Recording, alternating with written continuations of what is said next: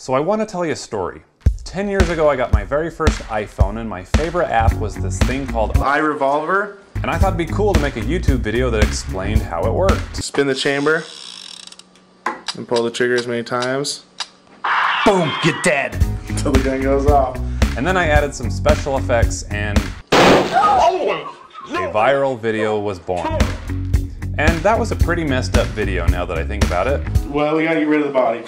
So I kind of had this craving to make more viral videos, but nothing was really taking off like that one. So I kind of took a break from YouTube. But then a couple of years later, my friend Lacey learned this skill where she could slurp turkey slices in a single breath. And she put up a video of her own and it exploded. And I thought, I need to get back in the game. And I saw my chance in 2014 when Olive Garden announced that they were selling an unlimited pasta pass. Only 1,000 people in the world were going to get one, and my friend Matt ended up being one of those people. Well, after Matt ate all the pasta that he could handle, he started using his pass to feed the homeless. And I thought this was such a cool idea that I asked if I could document it. We're gonna go find ourselves some homeless people. And once again, a Utah man put his never-ending pasta pass to good use. He dubbed his project Random Act of Pasta. He delivered 125 meals. So now I was addicted. I created my very own YouTube channel and I called it Pleasant Green. I named it after my great-great-great-grandpa. He told amazing stories and he had a really great beard. But for my YouTube channel to really take off, I felt like I needed a better camera. So I sold the one that I had on an online classified site and I got a very strange message. In a couple minutes I had this guy with broken English texting me saying that he wanted to buy my camera as a wedding gift for his fiancée. So this guy was trying to rip me off, so I felt like I needed to teach him a lesson and mail him a warm pile of horse shit. And so I made a video about the whole thing, and it happened once again.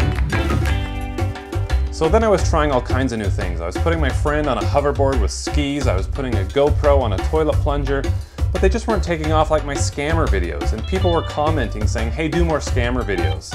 But you can only make scammer videos when someone's trying to scam you, so those videos were pretty few and far between. And I just hoped and I wished for the day that someone would try to scam me once again.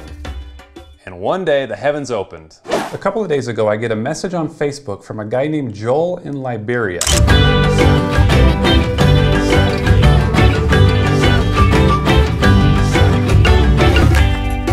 My channel was growing faster than ever before, but with growth comes growing pains.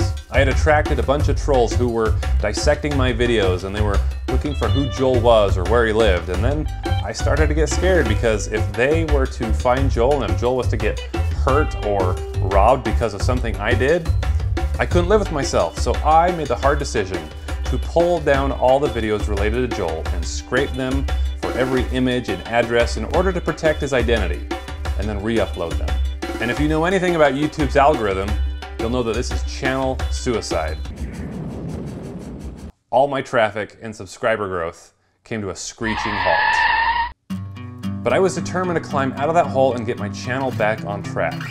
I put hours into my videos to try to get Joel's story told. Well, the final copies are in and I couldn't be happier with how they turned out. And then on October 21st, 2017, the hard work paid off. My newest video spread like a wildfire and I was even trending on YouTube. Right this minute, we have Ben with us. Welcome to the show, Ben. Hey. It all started with an email from a very questionable source, but a man in Utah answered it, not imagining what would follow. Books were flying off the shelf, donations were coming in, and soon I found myself traveling to Liberia to meet Joel. We were funding scholarships, we were putting people back to work, we were changing the world. I set out making these YouTube videos because I wanted 100,000 subscribers, because when you hit that milestone, YouTube will send you this really fancy plaque. And that's all that I wanted. And the folks over at YouTube would look at my channel and say, you know, Ben, you can get there. And your most popular videos are the ones with you sending the poop to scammers.